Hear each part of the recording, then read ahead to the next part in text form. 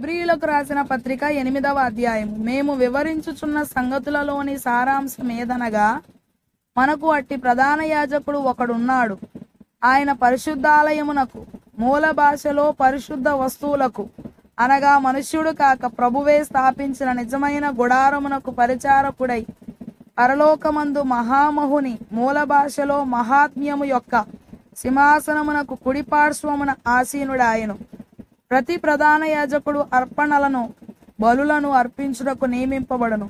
అందుచేత అర్పించుటకు ఈయనకు ఏమైనా ఉండుట అవశ్యము. ధర్మశాస్త్ర ప్రకారము అర్పణలు అర్పించువారున్నారు గనుక ఈయన భూమి మీద ఉన్న ఎడల యాజకుడై ఉండడు.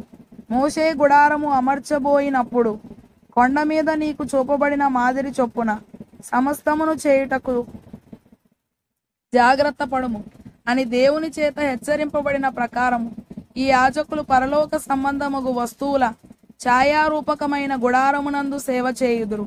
ఈయన అయితే ఇప్పుడు మరి ఎక్కువైన వాగ్దానములను బట్టి నియమింపబడిన మరి ఎక్కువైన నిబంధనకు మధ్యవర్తి అయి ఉన్నాడు గనుక మరి శ్రేష్టమైన సేవకత్వము పొంది ఉన్నాడు.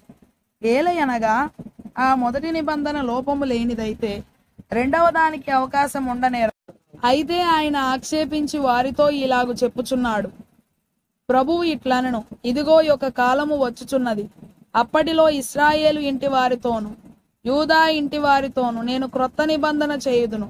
అది నేను ఐగుప్తు దేశములో నుండి వీరి పితరులను వెలుపలికి రప్పించుటకై వారిని చెయ్యి పట్టుకొనిన దినమున వారితో నేను చేసిన నిబంధన వంటిది కాదు.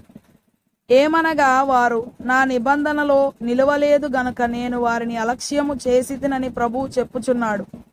ఆ దినములైన తరువాత ఇశ్రాయేలు ఇంటి వారితో నేను చేయబోవు నిబంధన ఏదనగా, వారి మనస్సులో నా ధర్మ విధులను ఉంచెదను, వారి హృదయముల మీద వాటిని రాయుదును. నేను వారికి దేవుడునై ఉందును, వారు నాకు ప్రజలై ఉందురు. వారిలో ఎవడును ప్రభువును తెలుసుకొనుడని తన పట్టణస్థునికైనను తన సహోదరునికైనను ఉపదేశము చేయడు. వారిలో చిన్నలు మొదలుకొని పెద్దల వరకు అందరూ నన్ను తెలుసుకొందురు. నేను వారి దోషముల విషయమై దయగలిగి వారి పాపములను ఇకను ఎన్నడూను జ్ఞాపకము చేసి కొననని ప్రభువు సెలవిచ్చుచున్నాడు. ఆయన క్రొత్త నిబంధన అని చెప్పుట చేత మొదటిది పాతదిగా చేసి ఉన్నాడు. ఏది పాతగిలి ఉడిగిపోవునో అది అదృశ్యమొగుటకు, మూల భాషలో నివర్తనమొగుటకు సిద్ధముగా ఉన్నది.